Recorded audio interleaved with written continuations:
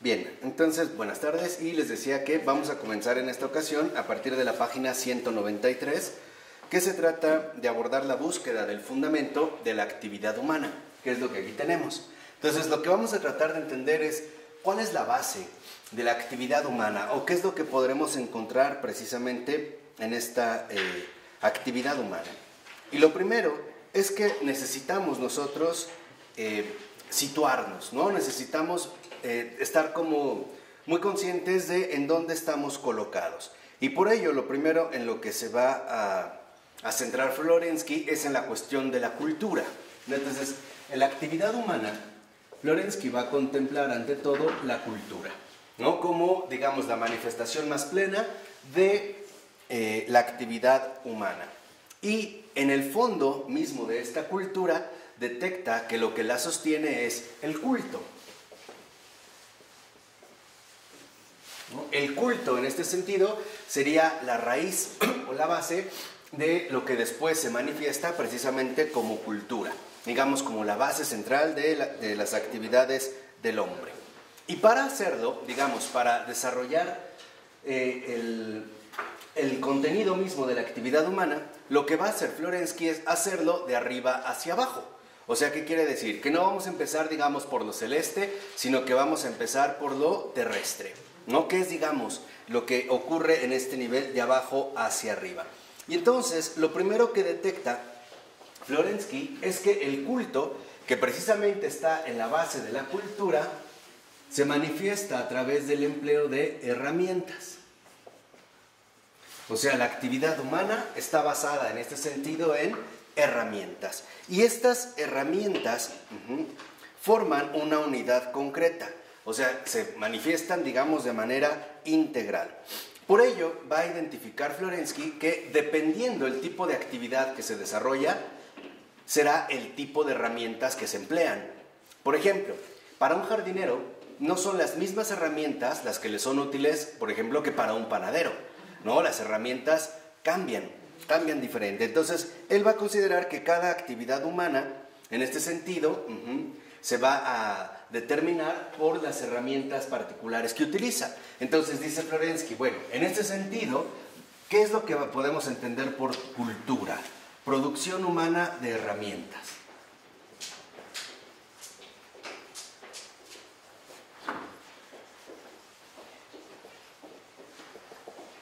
Aquí ya aparecería, digamos, la primera definición de cultura, esta producción humana de herramientas.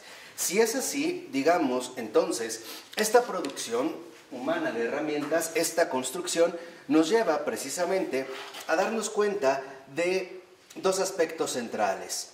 Primero, esta producción humana de herramientas precisamente también manifiesta la creatividad humana, ¿no? La manera en la que los hombres se las ingenian para poder desarrollar, digamos, su labor, ¿no? Su condición en particular. Entonces, esta producción humana, a su vez, nos lleva a tomar en cuenta la creatividad humana.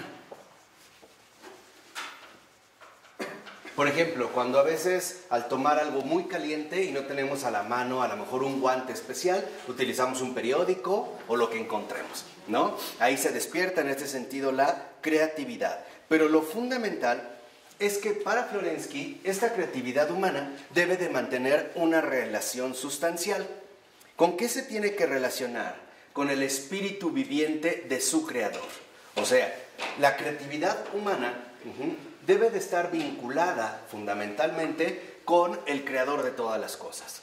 ¿Para qué? Para que entonces entendamos cuál es nuestro propósito.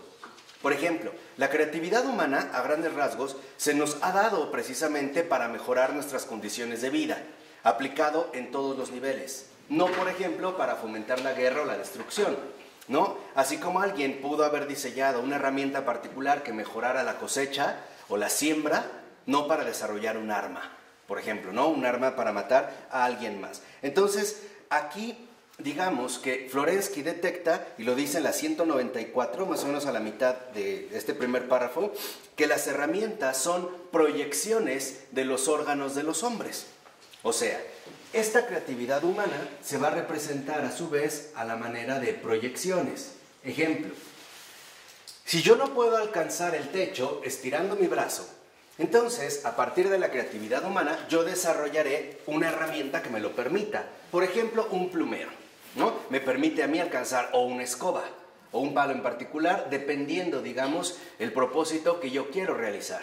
Pero esta herramienta es una proyección de mis propios miembros. En este caso, por ejemplo, sería la proyección de mi brazo o los anteojos, que también es una herramienta. Sería una proyección de mis ojos.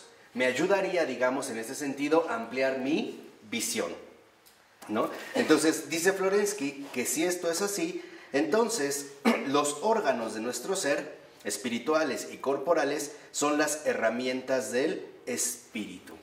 Entonces, lo que propone es que estas proyecciones no deben de tener solo un fin enteramente práctico o utilitario, sino que deben de tener más bien un fin espiritual. O sea, ¿cuál es, digamos, el resultado que buscamos obtener a través del desarrollo de estas herramientas? Entonces, lo que vemos es que si estas son proyecciones empíricas, o sea, utilizamos materiales particulares para construirlas, ¿no? Piensen, por ejemplo, no sé, en los barcos, ¿no? La elaboración de un barco, o incluso los zapatos también es una herramienta que nos permite proteger los pies. En este sentido, sería una proyección de mi propia piel, ¿no? La idea de que no esté al desnudo para no lastimarse o para no desarrollar otro tipo de problemas.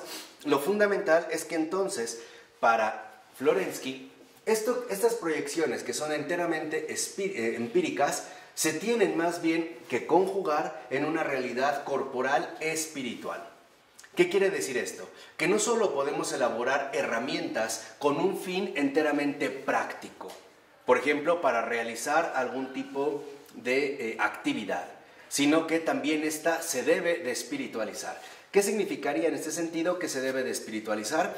Que debe de ser empleada con vistas a la obtención de un bien mayor, ¿no? Por ejemplo, si yo tomo un cuchillo para cortar determinada vegetación y permitirme así recoger la cosecha, está bien. No es este cuchillo, por ejemplo, para cortarle la garganta a otro ser humano. Entonces, estas proyecciones, que en principio son empíricas, también para Florensky deben de ser equivalentes en su dimensión espiritual.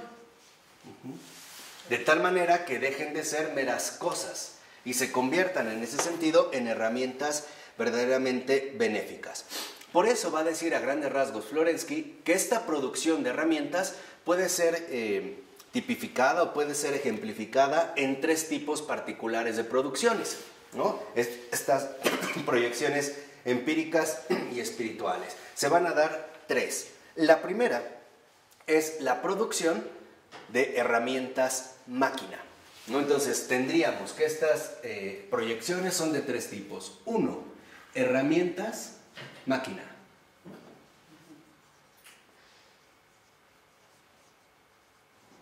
Dos, herramientas,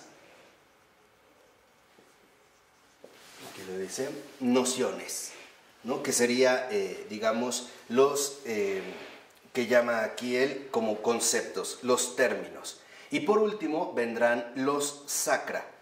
Entonces tenemos herramientas máquina, herramientas intelectuales y tendríamos nosotros herramientas espirituales.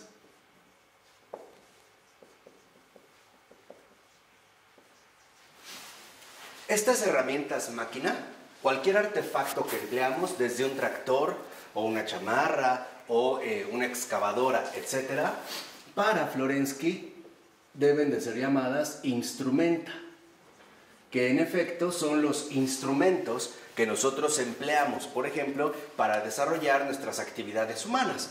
Por ejemplo, al cocinar algo en particular, utilizamos instrumentas, ¿no? Por ejemplo, un sartén, ¿no? O un comal para calentar las tortillas o algo en particular. Hoy son más sofisticados, por ejemplo, si empleáramos un horno de microondas. Pero no importa, sigue siendo una instrumenta. En cambio, las herramientas intelectuales son nociones, o sea, los conceptos que nosotros empleamos para comunicarnos, ¿no? Las ideas que nosotros vamos desarrollando. Y estas herramientas espirituales no son ni instrumenta ni nociones, son sacra, ¿no? Que provendría, digamos, precisamente de esta relación con lo sagrado. Entonces, lo que sí considera en este sentido importante Florensky es lo siguiente: los instrumenta. Vamos a comenzar por los uno, estos instrumentos máquina o estas herramientas máquina, ¿no? Enteramente funcionales. ¿Qué pasa con ellos? Que ejemplifican precisamente una antinomia, ¿no? Una tensión profunda. ¿Por qué? Porque por una parte constituyen, digamos, erga. O sea, erga son las cosas, la cosa misma. Por ejemplo, la botella. Pero esta botella, a su vez, está previamente concebida por el pensamiento. ¿Qué quiere decir? Que nosotros, antes, por ejemplo, de fabricar un instrumento, primero lo concebimos, ¿no? O podemos decirlo, pensamos, ¿no? Como cuando te dejan un dibujo, primero tienes una noción y después lo llevas a cabo, ¿no? Lo realizas. O si vas a construir una casa, no empiezas así. Primero elaboras una noción. Tienes una noción de las cosas y después, digamos, ya se va precisamente a materializar. Entonces, aquí Florensky, a su vez, pone, digamos, al descubierto dos cosas. La herramienta máquina, los instrumenta, son cosas. Son las cosas, digamos, materiales que nosotros en este sentido realizamos. Pero las cosas están a su vez subordinadas a la actividad racional, o sea, a las nociones. En este sentido, podríamos decir, o como lo llama Florensky en griego, sería la energía. A cada cosa le corresponde previamente su noción. Por ejemplo, si un arquitecto está pensando construir una casa, primero tiene que hacer un plano. El plano es la noción, cómo va a quedar, los cuartos, las medidas, incluso los materiales que se van a emplear. Primero tenemos una noción. Ya después esta noción la vamos, digamos, a desarrollar a través del empleo material con el que contamos, ¿no? La elaboración de las cosas. Entonces, las herramientas intelectuales o nociones no son cosas, es energía, o sea, actividad intelectual.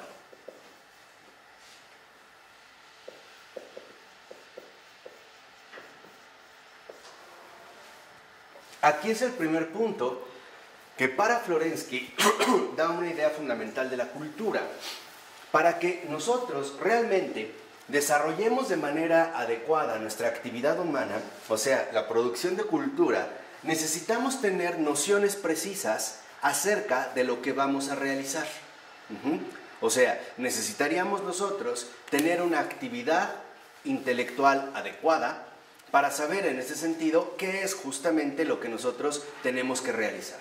O sea, tenemos que pensar bien, ¿no? ¿Para qué? Para que a partir de esta actividad intelectual bien ejecutada, las cosas resultantes sean cosas benéficas, ¿no? En este sentido también sean cosas efectivas.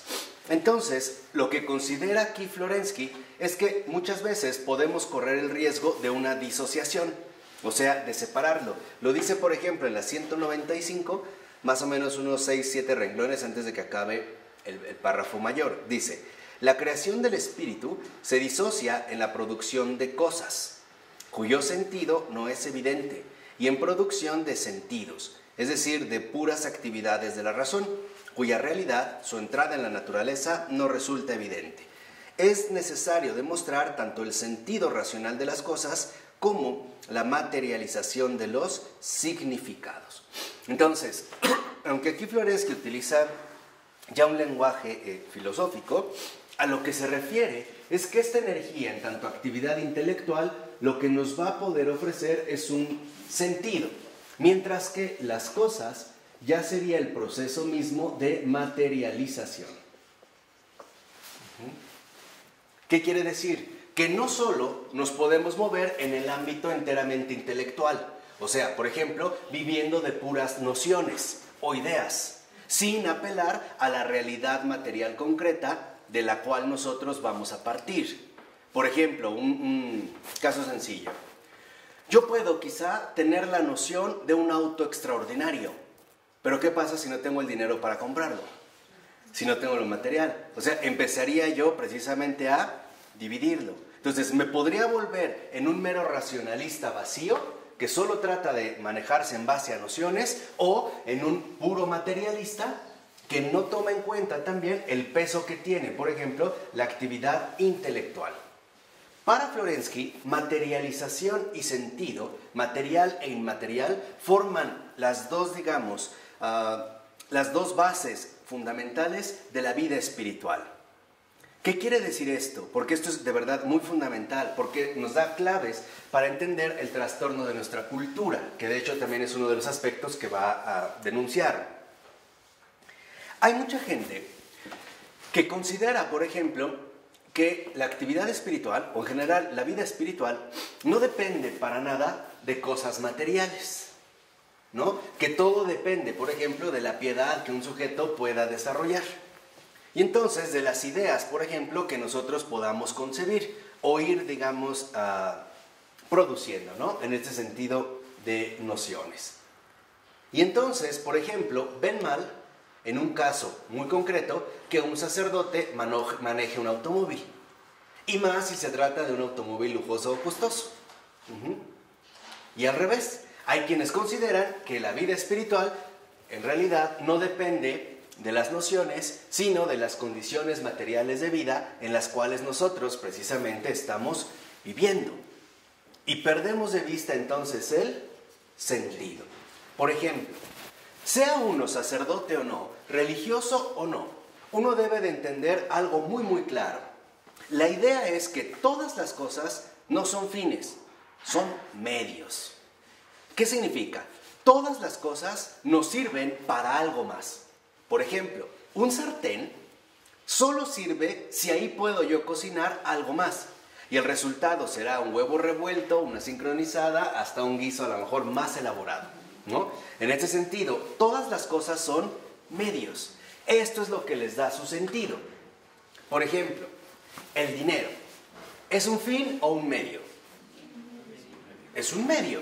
Es un medio para otras cosas, ¿no? Cuando nosotros transformamos las cosas en fines, entonces perdemos de vista precisamente su sentido y empezaremos a extraviarnos por caminos profundamente equivocados. Entonces, aquí, digamos, si nosotros subimos un poquito el tono, lo que podemos entender es que la vida espiritual toma muy en cuenta nuestra realidad concreta. O sea, nuestras condiciones materiales en las cuales también nosotros vivimos. Por ejemplo, para experimentar el amor de Dios como tal, hay que llevar un proceso de vida. Si alguien nada más me da una noción, por ejemplo, es que Dios es bueno o Dios te ama, pero no me indica bien en qué condiciones materiales concretas este amor se va a manifestar, entonces, por ejemplo, hablar del amor de Dios no sería más que hablar de una noción, sería una mera ¿qué? Idea. Y ya. Entonces, ¿me pueden decir que Dios me ama? Sí, está bien, como noción suena bien, pero es eso, solo una noción. En cambio, por ejemplo, para experimentar el amor de Dios, primero tendríamos que entender en qué partes de mi vida concreta Él va a actuar. Por ejemplo, sanando mis heridas, que todos tenemos. Ahí es cuando empezamos a ver la dinámica realmente espiritual, donde interviene lo intelectual, sí, lo inmaterial, sí, pero también se dirige de manera muy concreta a una realidad, en este caso, material. ¿Vamos? Entonces, lo que vemos es que la misma razón humana, tal parece que no logra finalmente como conjugar de manera plena estas dos exigencias, tanto lo material, su realidad inmaterial con la realidad inmaterial a la que se dirige. Entonces, aquí tenemos ya una clave fundamental de comprensión. Todo lo que ha sido creado, todo es de naturaleza complementaria. Vamos a tratar de explicar esto un poquito más. Significa que todo lo material no está acabado en sí mismo. Lo material necesita de lo inmaterial, de la actividad intelectual para que adquiera una determinada forma. Y al revés, si no hubiera algo material, nuestra actividad intelectual, nuestras nociones, no se podrían concretizar plenamente. Por ejemplo, yo puedo formarme una idea extraordinaria del matrimonio, pero para que esta idea se cumpla, necesito una mujer. ¿Estamos de acuerdo? Necesito algo material, o sea, necesito en este sentido algo concreto. Entonces, lo que vemos es que la creación, también, por decirlo así, es un programa de cooperación, de complementación. La vida espiritual es la complementación ordenada de lo material y lo inmaterial. Ambas cosas, en este sentido, son muy importantes. Por eso nosotros vemos, por ejemplo, cómo, en este sentido, esta complementación es fundamental para que entendamos las bases principales de los designios divinos. Un gran escultor, por ejemplo Miguel Ángel, necesitaba una piedra para poder llevar a cabo su labor arquitectónica. Si no, se hubiera quedado en meras ¿qué? Ideas. Y al revés, si solo hubiera materia pero no hay ideas, entonces lo material no trasciende. Así que nosotros debemos entender cómo entre las cosas y la actividad intelectual, entre las ideas y las cosas, hay una vinculación de colaboración. Es importante que ambas queden unidas a partir de una relación de fecundidad, o sea, que sean fecundas, que nuestras ideas correspondan con nuestra... No, que nuestras ideas, lo inmaterial, corresponda con nuestra realidad material. O sea, en este caso, por ejemplo, con las condiciones concretas de vida que tenemos. Hoy en día, en nuestra cultura, se tienden a disociar gravemente. Por ejemplo, hay quienes consideran que lo único fundamental son las cosas, tener cosas. Pongamos un ejemplo ahorita muy sencillo para estos niños que tenemos hoy acompañándonos. A lo mejor muchos de ustedes quieren un celular, pero no se han puesto a pensar para qué. O sea, les interesa la cosa. Les pueden dar un celular muy sofisticado.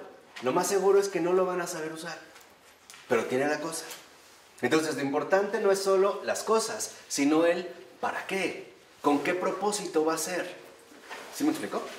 Puede ser que nosotros queramos las cosas por imitación, nada más porque vi que alguien lo tiene. Entonces, si él lo tiene, yo también. O por un comercial, o por la publicidad que ejerce mucha presión en nosotros. Pero lo que no podemos disociar son las cosas y las ideas. Deben de ir conjugadas. Porque si no, nuestra vida se va a empezar, por ejemplo, a desordenar. O pongamos a alguien que tiene la idea obsesiva de por qué no nació en Alemania. ¿Por qué no es alemán? Y su realidad concreta es que no nació en Alemania, nació en México. Y es mexicana. Entonces, tenemos que, primero, asumir nuestra realidad concreta, ¿no? Y no despegarnos, digamos, hacia ambos lados. Otro ejemplo muy sencillo.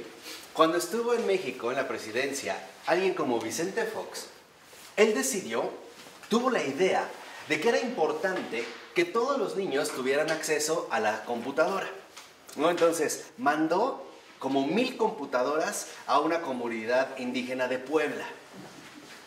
Pero en esa comunidad no tenían ni luz. No había luz.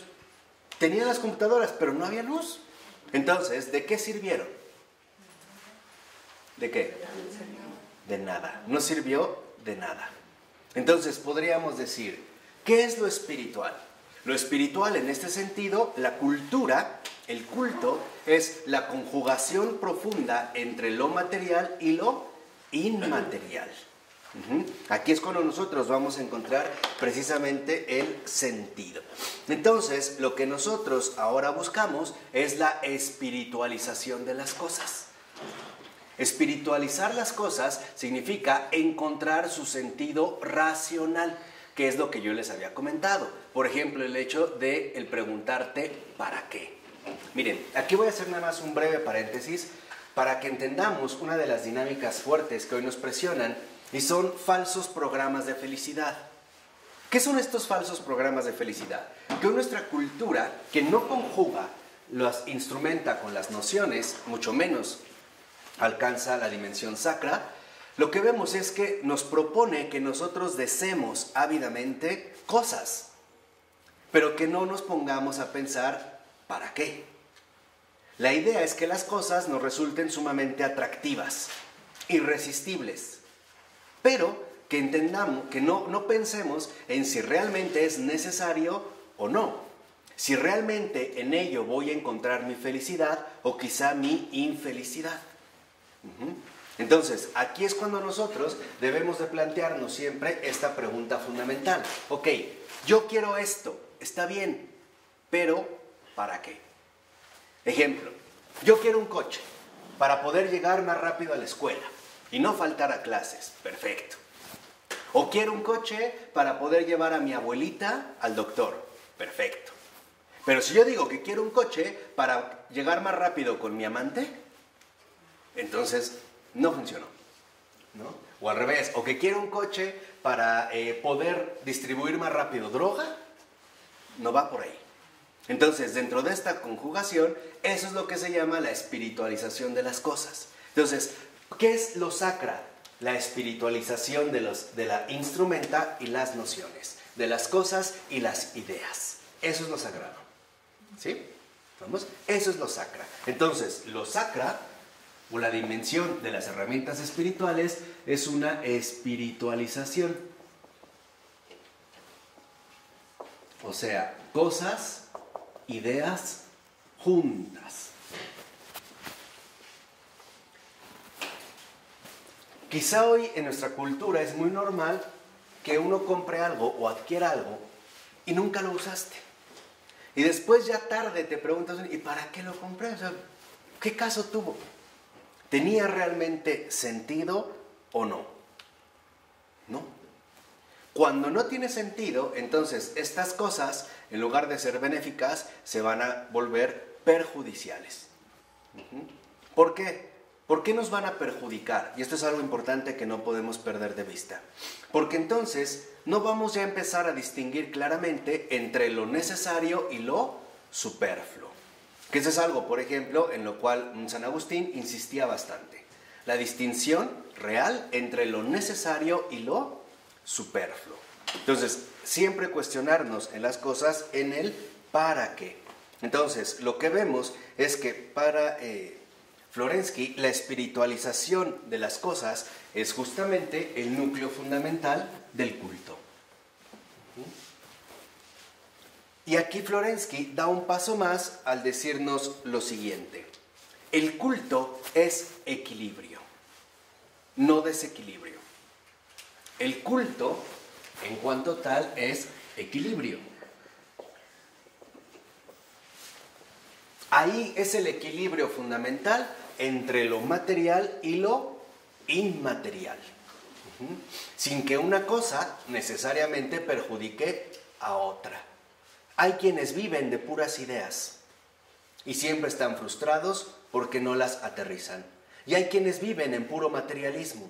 Igual, su vida pierde sentido porque no hay un para qué, no hay un propósito, no hay en este sentido una finalidad concreta. ¿Vamos bien? Entonces, en la 197, en el segundo párrafo, dice: se trata del equilibrio mismo del espíritu humano y de su actividad creadora. Y este equilibrio solo se puede apoyar sobre una antinomia viviente, es decir, una actividad con estas características.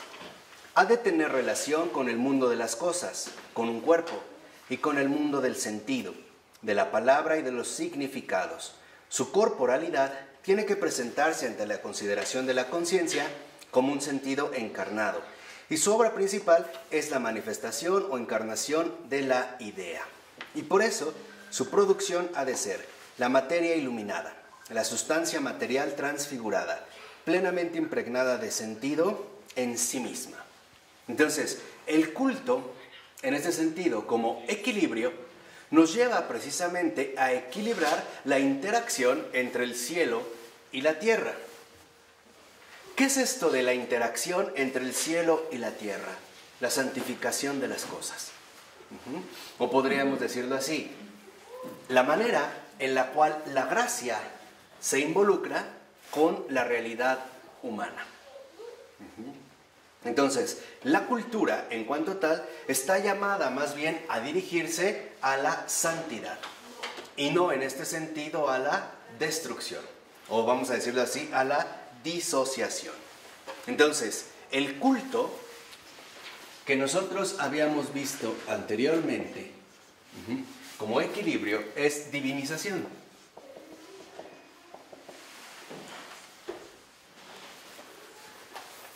Ese es el culto.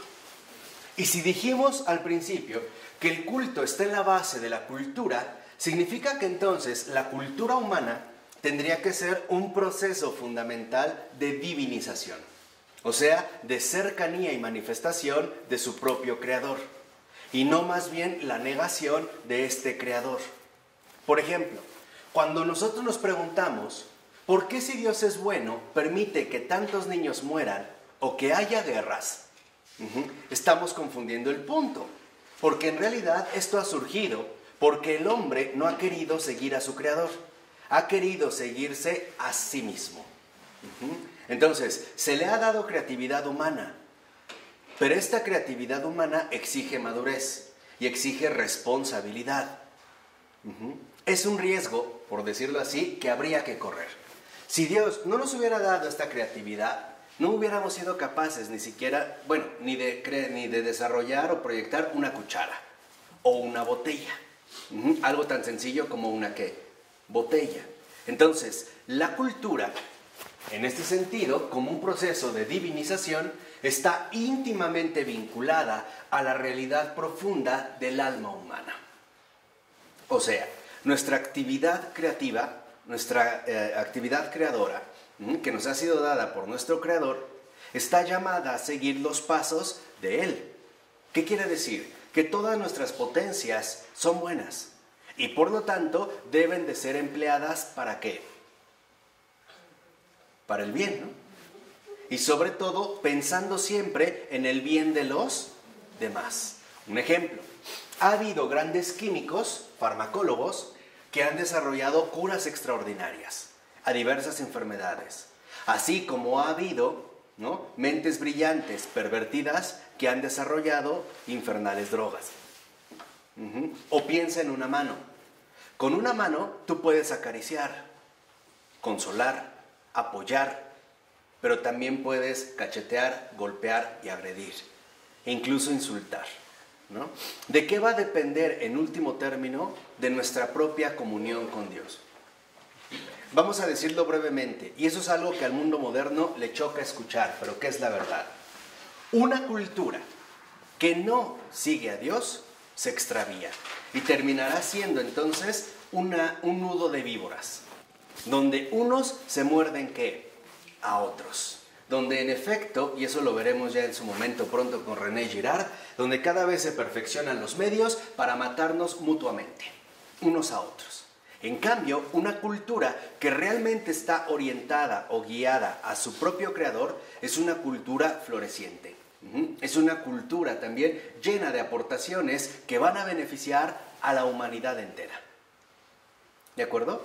Por ello, por ejemplo, entendemos, y es lo que algunos intelectuales están sosteniendo de manera contemporánea, que no olvidemos que los grandes avances de la civilización occidental vienen del cristianismo. En esta cultura orientada precisamente hacia su creador. Por ejemplo, la fundación de las universidades, de las escuelas, de los libros, de las artes, del canto. Piensen en los cantos gregorianos, a partir de los salmos. O sea, ¿qué es lo que tiene que reflejar la cultura en este sentido, no? Si es divinización, entonces su equivalente en cultura debería de ser grandeza del espíritu humano. Grandeza de espíritu.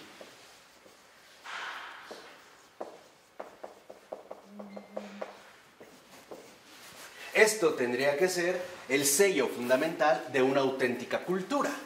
Hoy nosotros no vivimos una cultura así. Por el contrario, más bien parece que estamos viviendo una cultura destructiva, autodestructiva. Hay gente que nada más está pensando en cómo acabar con el mundo entero. Piensen, por ejemplo, en la producción de estas bombas químicas o en los atentados que se realizan y no en lograr que la humanidad avance hacia un mejor camino. ¿no? Que se logre finalmente alcanzar algo más grande y mejor. Entonces, lo que vemos en este sentido es que esta grandeza de espíritu, cultura, es actividad. Y como actividad, es una actividad orientada hacia Dios. Una persona sin Dios es una persona que no puede dirigirse hacia el bien. Tú velo, o sea, y creo que lo podemos ver en un sentido bastante inmediato, ¿no? Una persona que no cree en Dios, que es una de las cosas que, digamos, anunciaba Dostoyevsky en pleno siglo XIX, si Dios está muerto, todo está permitido. O sea, para una persona que no cree en Dios, todo está permitido. Desde el agravio, la ofensa, el maltrato, hasta el asesinato, o qué sé yo. 1001 cosas. Por eso es que se van a tener que inventar dioses sustitutos, ¿no? Como el culto a la muerte o a otras cosas raras. No, aquí lo que vemos es que en realidad esta actividad reconstituye para Florensky el movimiento fundamental de su antropodicea. ¿Qué quiere decir? Que en realidad la cultura como grandeza de espíritu es la manifestación de la grandeza humana. ¿Por qué? Porque esta grandeza de espíritu también le ha sido confiada al hombre. Cuando el Señor ha creado al hombre, la creación ya estaba y se la ha encomendado, esperando siempre lo mejor. Es algo similar a lo que ocurre con nosotros. Por ejemplo, cuando tú le das a un hijo algo, esperas que tu hijo lo use para bien, ¿no? Que lo use de la mejor manera. Pero ¿qué pasa si lo utilizó de la peor manera?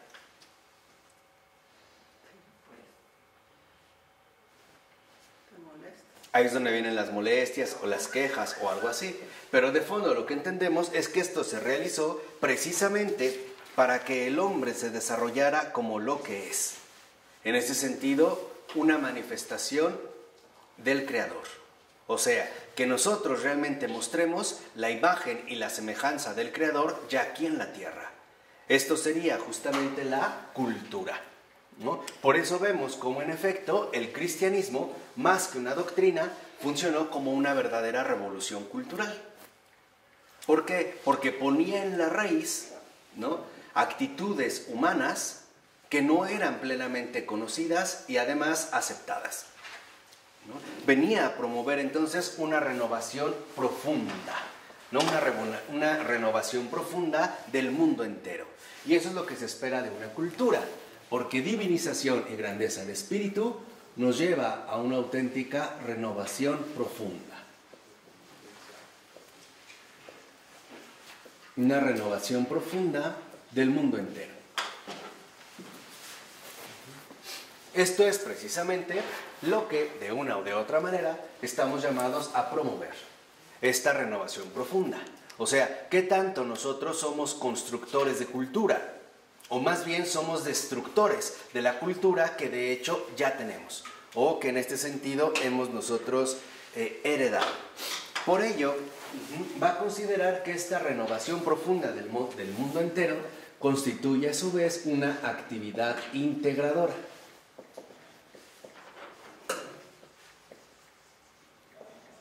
¿Qué va a integrar? ¿Qué es lo que se va a integrar en esta actividad? O esta actividad, digamos, ¿qué es lo que asume en una integración? El cielo y la tierra. Va literalmente, ¿no?, a integrar lo mejor con lo mejor. Lo mejor que ya Dios nos ha dado, en este sentido, para nosotros, lo que es mejor para nosotros.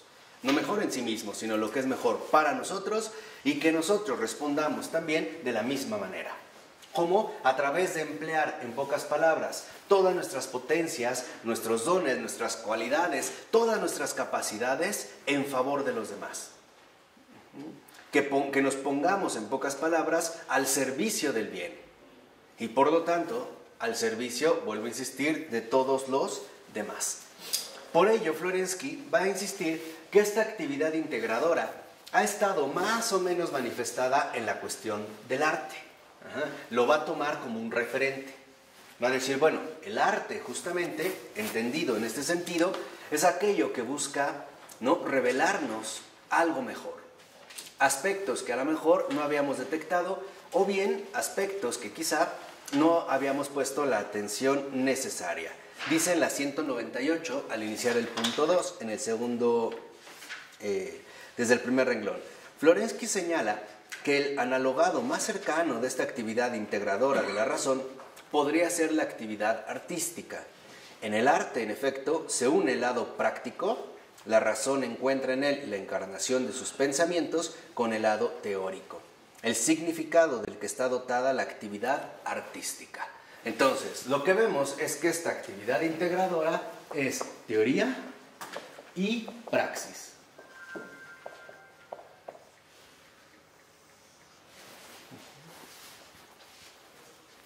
O sea, aquellas nociones que nosotros vamos adquiriendo, las vamos encarnando y por lo tanto las vamos llevando a su auténtica realización. Es lo que nosotros también de cierta manera exigimos cuando solicitamos que alguien no solo hable, sino que actúe. O sea, que sea coherente con sus palabras, ¿no? Que vida y obra se manifiesten literalmente, ¿no? De coherencia. Entonces, lo que buscamos es que esta actividad integradora de teoría y praxis se transforme precisamente en realización. Lo que queremos es ser coherentes. Coherentes con lo que pensamos y lo que hacemos. Y al revés, coherentes también que aquello que hacemos esté finalmente en comunión con lo que pensamos. Y no tender en este sentido a la divagación. Entonces dice como 4 renglones abajo, en la obra de arte, como en los demás ámbitos simbólicos estudiados por Florensky, se descubre la riqueza antinómica de los dos aspectos que constituyen el símbolo como idea materializada, el ergon material y la energía del espíritu. El arte, especialmente en las obras de arte plásticas, es por tanto un testimonio particularmente claro de la actividad integradora del espíritu humano. O sea, lo que buscamos integrar finalmente es nuestra energía y nuestra materialidad, ¿no? O sea, lo visible con lo invisible, las cosas con las ideas, que seamos en este sentido íntegros. ¿Por qué? Porque esta actividad integradora, o sea, coherencia y comunión entre teoría y praxis, precisamente lo que nos va a aportar es integridad.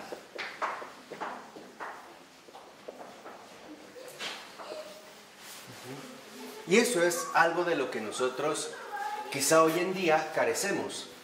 ¿Por qué? Porque vivimos una cultura que en efecto promueve justo lo contrario.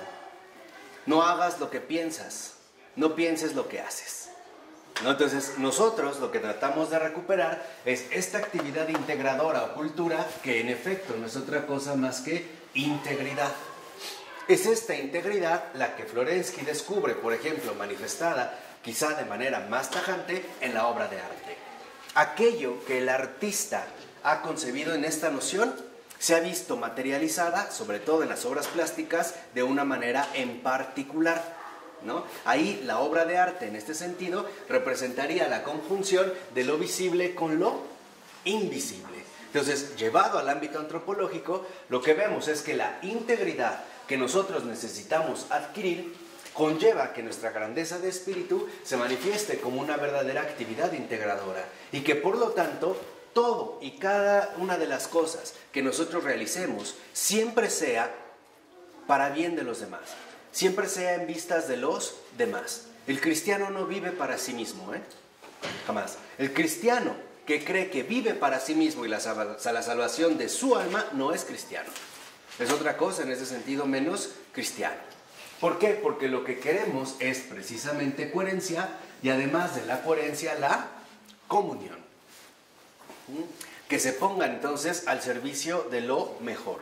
Por ejemplo, en los santos vemos cómo sus pensamientos, sus obras han sido para beneficio de todos. Al menos puede ser que en algunos casos sea consolatorio saber que alguien atravesó algo en particular muy similar a lo que yo vivo y que pudo salir. O también un fortalecimiento de carácter. O simple y sencillamente funcionar como un modelo adecuado en un mundo tan oscuro. ¿no? Piense, por ejemplo, no sé, en Teresa de Calcuta, ¿no? Se ve esta coherencia profunda. Entonces, lo que vemos es en la 199, al iniciar el segundo renglón, el párrafo, que el arte pretende la espiritualización de la materia. Por ejemplo, en el arte, pongamos en una escultura de Miguel Ángel, no sé, la Piedad, por tener ahorita como más presente. Si uno ve esta escultura, lo que vemos no es mármol, ya no.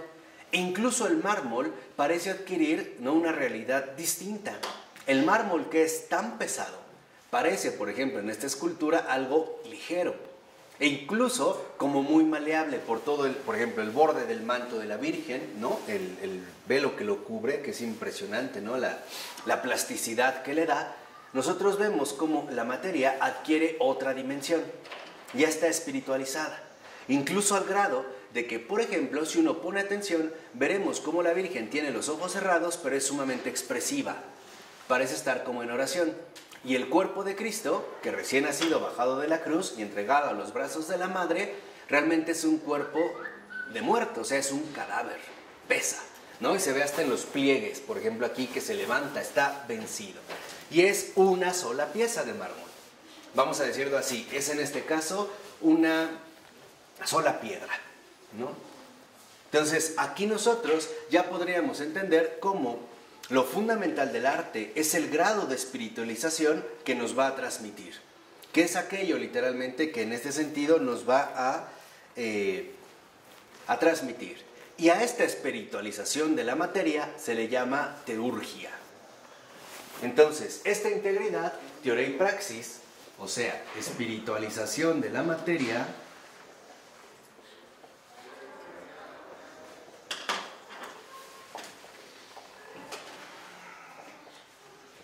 y por lo tanto también materialización del espíritu,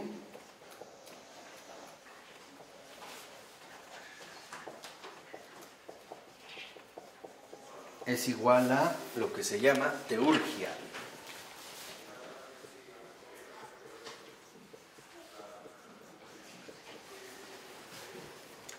Si seguimos dentro de esta actividad integradora, veremos que la espiritualización de la materia significa que, por ejemplo, nosotros realmente asimilamos la gracia que nos ha sido concedida, a tal grado que la vamos a manifestar materialmente. Por ejemplo, una gracia de reconciliación.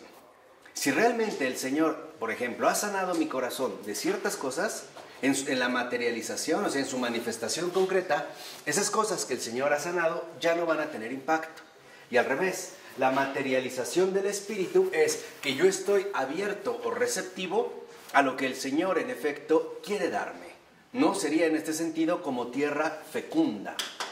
Por ejemplo, la tierra tiene que recibir a la semilla, ¿no?, para que se lleve a cabo, digamos, este proceso de fecundación. Pero la tierra está abierta. No se limita a ver si esta semilla es grande o pequeña, no. Lo que en este caso importa es la disponibilidad. Entonces, aquí vemos un aspecto fundamental.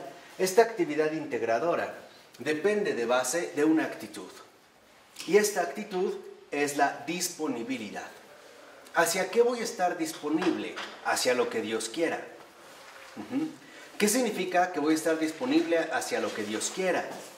Que debo darme cuenta que hay cosas que Dios me quiere dar, pero hay cosas que Dios me quiere quitar, porque no son para mi bien. Y aquí es cuando nosotros empezamos realmente a reconocer, bueno, en esta renovación, en esta coherencia y comunión, en esta integridad, ¿cuál es el proceso fundamental en el cual se lleva a cabo, en este sentido, la teurgia? Y es, en este sentido, no es casual el ejemplo que utiliza Florensky, es muy similar a la cuestión del arte. Por ejemplo, en gran medida, un pintor, por ejemplo, escoge muy bien, un gran artista, un gran pintor, escoge muy bien los colores que va a emplear y quita colores que romperían, ¿no?, la armonía del cuadro. ¿Estamos de acuerdo? Lo mismo con los grandes músicos. Por ejemplo, si uno escucha con atención a Mozart, veremos que en Mozart uno puede percibir que Mozart no pone notas, sino como que quita, ¿no? Como que Mozart quita todo lo que puede arruinar la melodía. O sea, en este caso, la manifestación o expresión auditiva de la belleza. Para Mozart creo que sería inaudible, por ejemplo, el heavy metal, que llena de audio y de ruido todo, ¿no? No hay un momento en el que descansa la guitarra, por ejemplo, por no hablar de la batería, ¿no? Claro, podríamos decir, es un arte, ¿no? Una habilidad. Pero lo que quiero que vean es la diferencia, o sea, ¿qué es lo que necesitamos nosotros? ¿Saturación o purificación? Eso es lo que está de por medio. Por ejemplo, muchas veces, para que nosotros ordenemos bien la casa, tenemos que quitar cosas, ¿no? Cuando la casa se llena de cosas, se pierde, ¿no? Ya no encaja. Entonces, nosotros necesitamos también purificación. La purificación nos lleva a quitar lo que no ha sido necesario, o lo que en realidad ya no es necesario, para poder seguir viviendo en esta integridad, tanto interior como ¿qué?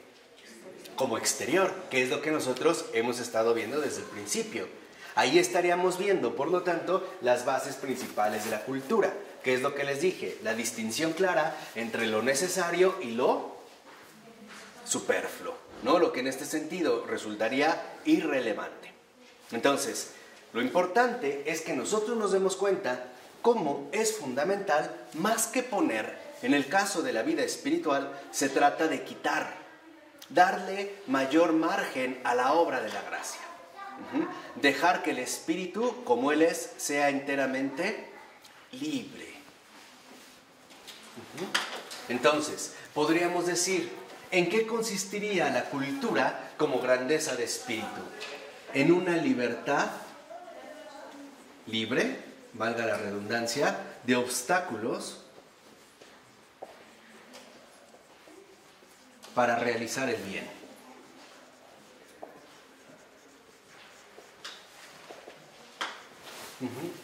Porque aquí nosotros también ya podríamos ver un detalle fundamental. ¿Qué es el bien? El bien es la intervención de Dios en el mundo. Ese es el bien. Nosotros podemos hacer muchas cosas buenas, pero el bien no. Porque esto es algo que va a venir directamente de Él. Entonces, lo que queremos como grandeza de espíritu es libertad, ¿no? Libertad, estar libre, ¿no? Vivir libre de obstáculos para realizar el bien. Vayámonos a ejemplos muy concretos. ¿Cuántas veces no se ha dado que yo tengo la capacidad de ayudar a alguien más y no lo hago, por ejemplo, por mi avaricia, o por mi ambición, o mi resentimiento, o simple y sencillamente mis prejuicios? Aquí hay algo que debemos entender. Cuando alguien nos pide algo, es Dios quien nos está pidiendo, ¿eh? Por eso el Señor nos decía, a todo el que te pida, ¿qué? Dale. Aquí es donde vemos nosotros dónde están entonces a lo mejor estos obstáculos que a nosotros nos van desviando poco a poco de la realización del bien. O sea, de que no logremos realmente, ¿no?, vivir ya aquí en la tierra esta teurgia.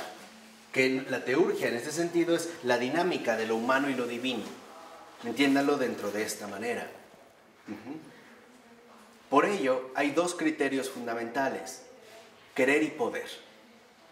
Si tú quieres, pero no puedes, está bien, eres humilde. Pero si puedes y no quieres, eres malvado. Ahí ya hay algo torcido. Porque este poder y no querer no es más que sinónimo claro de un capricho. Y por lo tanto, sinónimo claro de un orgullo. ¿Estamos? ¿Vamos? Entonces, en esta dinámica, precisamente lo que vemos es que vemos cómo la teurgia, esta dinámica de lo humano y lo divino, nos lleva a una manifestación. ¿Qué se va a manifestar? Pues la presencia de Dios en el mundo. Y es lo que dice Florensky en los 3 últimos renglones de esta 199. Dice, la teurgia es la concepción religiosa del mundo, encarnada en un estilo integral de vida, impregnando de sentido todas sus manifestaciones. Entonces, veamos, quedémonos con dos cosas, de la teurgia, que lo vuelvo a repetir aquí. ¿Qué ocurre con la teurgia? Primero, es una concepción religiosa del mundo.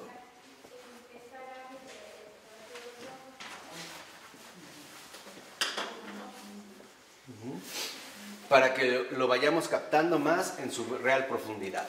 La teurgia, como una concepción religiosa del mundo, significa que entonces nosotros de antemano aceptamos la existencia de Dios. Y no solo la existencia de Dios, su intervención a favor de nosotros.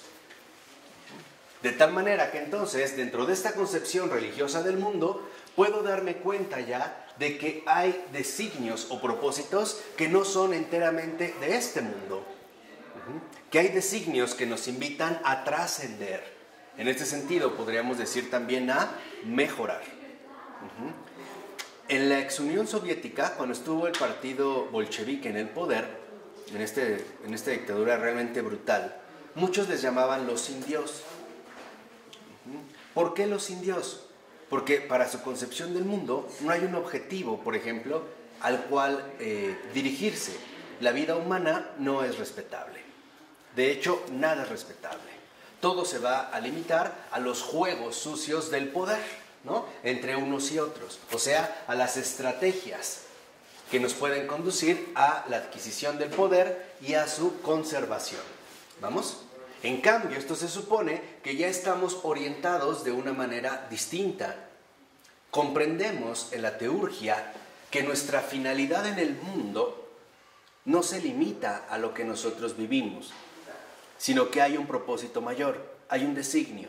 O, como hoy en día se utiliza bastante, cada uno de nosotros tiene una misión. Esta misión es el propósito por el cual ha sido creado, o para el cual ha sido creado.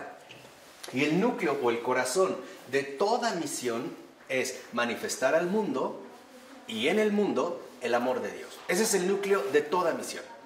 Esto se puede dar de muchas maneras. Por ejemplo, si el corazón mismo de toda misión es manifestar al mundo y en el mundo el amor de Dios, se puede dar de diversas maneras. No solo lo podemos limitar a nuestros propios criterios. Básicamente hay dos, maneras suaves y maneras duras. La manera suave, por ejemplo, es a través de una consolación muy concreta, ¿no? El dar una palabra de aliento, un abrazo de cariño, etc. Pero también hay modos severos, que están íntimamente vinculados con el amor de Dios. Por ejemplo, una corrección o una llamada de atención. Incluso a veces, como los padres lo hacen con los niños, una nalgada, ¿no? O una tunda, o una zurra, o como le quieran llamar. ¿Por qué? Porque en realidad esta corrección tiene como finalidad que no se desvíe del bien. Y también es una manera, por ejemplo, de manifestación de este amor. Entonces, en esta dinámica, además, lo que vemos es que esta concepción religiosa del mundo implica un estilo integral de vida.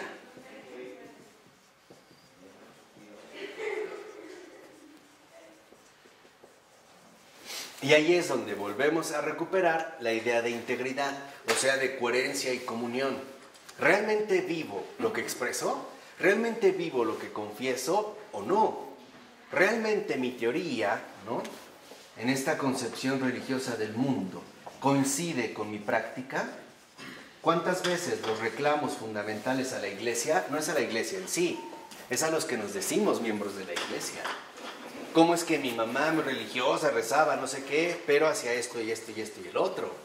Porque no solo va hacia los sacerdotes, especialmente va hacia los laicos y a los familiares más conocidos, ¿no? O sea, aquí lo que vemos es que entonces la teurgia involucra el aspecto teórico como una concepción religiosa del mundo que se va a ver encarnado de manera real en un estilo integral de vida. Cuando estos dos factores se conjugan, aparece entonces el qué. Y a eso también se le va a llamar testimonio. Que ahí es donde nosotros fallamos. Por ejemplo, aquí esto es nada más para ustedes. ¿Qué idea, qué concepción tienen de Jesús? ¿Quién es? ¿Cómo es? Y si yo me digo, por ejemplo, cristiano, ¿realmente soy fiel a las huellas del Señor o no? O sea, ¿soy realmente imitación? ¿Soy de Él? Porque el cristiano es de Cristo. Lo que está haciendo es dejamos, ¿no?, un sello de apropiación, soy de Cristo. O más bien seré anticristo. Este es el planteamiento fundamental que todos y cada uno nos tenemos que realizar. Primero, ¿cuál es esta concepción religiosa del mundo en general? ¿Cuál es, por ejemplo, lo que les dije, el propósito de esta creación entera? ¿Es algo así fortuito? ¿No tiene una dirección? ¿Va así como a la deriva, sin orden? ¿O realmente hay una sabiduría que nos va conduciendo por un camino extraordinario, aunque por el momento todo esté en remodelación? Que es lo que les decía, que es como una casa, ¿no? Cuando una casa se remodela está horrible, pero al final ¿cómo queda? Y esto realmente nosotros lo conjugamos con un estilo integral de vida, ¿o no? Porque estos dos, en la teurgia, entonces aparecerá precisamente como testimonio. Por eso yo ya les había insistido en varias ocasiones que uno de los problemas que tenemos como católicos es la falta de integridad, la falta de cohesión. Una, porque ni siquiera tenemos bien establecida una concepción religiosa del mundo. Ni siquiera. O sea, llegué aquí y bueno, estoy acá y pues, creo en Dios y pues, trato de hacer mis cosas y tal, pero ya. No trascendemos realmente de lo que vivimos. Y por lo tanto, no llegamos a cuajar, a asumir en compromiso, en conciencia, un estilo integral de vida. Por ello es que también, lo que yo les había dicho, hoy tenemos profundas, muy profundas dificultades para establecer la comunión. Porque tal parece que no convivimos en un mismo espíritu.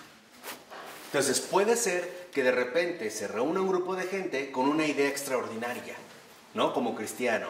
Hay que ir a evangelizar, sí, pero no se pone a pensar realmente en las condiciones materiales concretas en las que se vive y sobre todo, si es eso lo que el Señor está pidiendo o no. Y uno de los signos claros de estas dificultades son discordias, desacuerdos, rupturas y lo peor de todo, las habladurías. El hablar mal de otro a sus espaldas. El empezar a hablar de otro a la espalda de otro. Este es el veneno que se empieza a correr. ¿Y por qué? Porque no hay comunión. Aquí se ve desde el centro, desde de fondo, cuál es realmente la integridad que cada uno de nosotros supuestamente posee. ¿Qué es, digamos, lo que realmente está transmitiendo? Entonces, es fundamental, por ejemplo, que nosotros tengamos un desarrollo intelectual. Es importante. Si ustedes lo ven, por ejemplo, los grandes padres de la iglesia, pues era gente también sumamente estudiosa, ¿o no? Era importante captar, a ver, ¿a qué me estoy enfrentando? ¿Qué es, digamos, la exigencia que aquí se presenta? ¿Qué es lo que hace realmente diferente al cristianismo de todo lo demás? ¿Realmente por qué soy cristiano? ¿Por qué estoy aquí, no? ¿Por qué estoy en esta iglesia? ¿O por qué estoy en contra de la iglesia? Planteárselo dentro de esta concepción religiosa del mundo, que a su vez va a implicar un estilo integral de vida. Por ejemplo, si dentro de mi concepción religiosa del mundo, Dios existe, pero no tiene nada que ver con mi vida. Entonces, por ejemplo, en mi vida misma, yo voy a hacer muchas cosas que terminarán dañándonos a todos. Por ejemplo, mentir, ofender, defraudar a los demás, agredirlos, destruirlos. Porque en eso están basadas precisamente mis ¿qué? ¿Sí o ya se perdieron? Mis ideas. Entonces, aguas con esto. Y aquí están viendo que nosotros tenemos que hacer un repaso. Según lo que pensemos, es lo que vivimos, ¿eh? No van disociadas. Todas y cada una de nuestras actividades, de nuestras acciones, tienen como correlato o como correspondencia una determinada idea. Y muchas de estas ideas ni siquiera fueron asumidas en conciencia. Nos fueron transmitidas por alguien más y nosotros no lo tragamos. Y lo asumimos en este sentido como una guía. Entonces, lo que tú vives es, digamos, la materialización de lo que tú piensas. Ahí está, digamos, ¿no? El signo claro de lo que está oculto en ti. Por eso es que el Señor pone al descubierto lo más íntimo de los corazones. O cuando el Señor dijo, por sus obras los conoceréis. Ahí está de fondo, digamos, lo que se va a representar como realmente cumplimiento de esta teurgia o bien negación de la teurgia. Negación de la teurgia precisamente como negación a que Dios intervenga en mi vida y por lo tanto en el mundo entero. Acuérdense lo que yo ya les comenté. Cada vez que un corazón humano deja que Dios intervenga en él, el mundo entero se verá beneficiado, de una o de otra manera. Y al revés.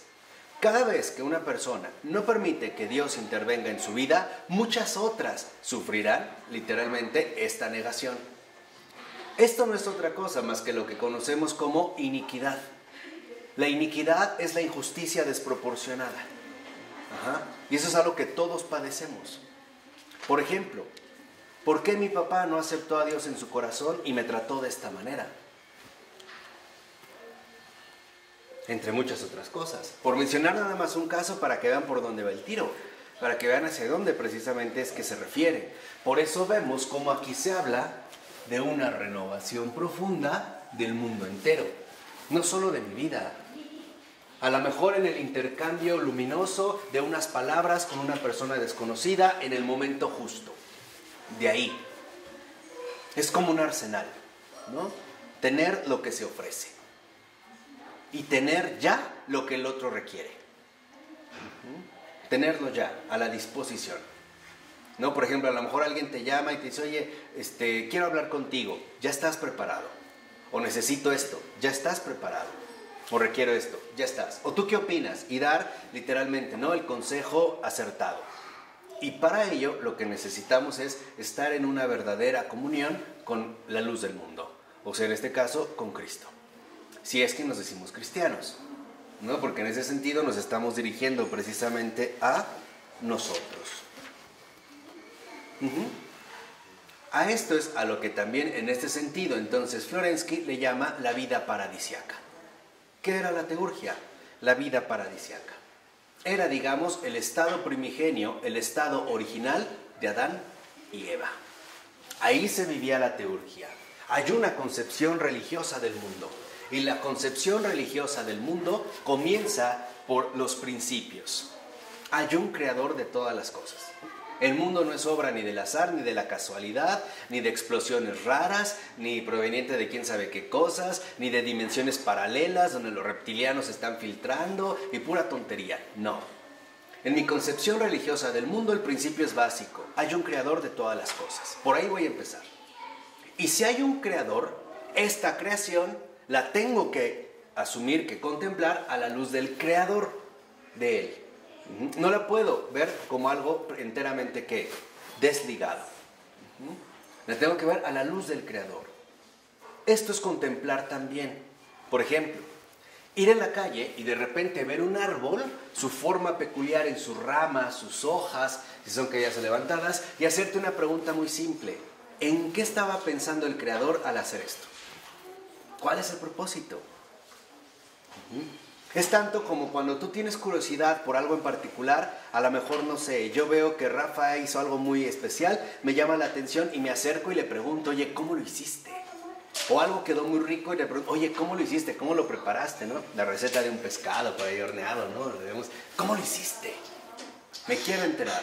Cuando nosotros despertamos esta curiosidad, el Señor va respondiendo. Porque es tanto como haberle preguntado, ¿cómo lo hiciste? ¿En qué estaba pensando? Por ejemplo, no sé, al crear estos como que llaman camarones mariposa, ¿no? De colores pequeños. O la fauna marina, que es tan rara, ¿no? Tan extraña, tan exótica. ¿Qué estaba pensando para hacer esto, no? O los corales. O todo lo que ves en el cielo, en la tierra, en el agua. O sea, todo ello, ¿no? Hay como un acceso. Hay un acceso para recuperar nuevamente la concepción religiosa del mundo. Entonces, lo fundamental en esta concepción religiosa del mundo es que cualquier cosa creada nos remite al Creador. Ese es el puente directo. Cualquier cosa creada nos remite de inmediato ¿al qué? Al Creador.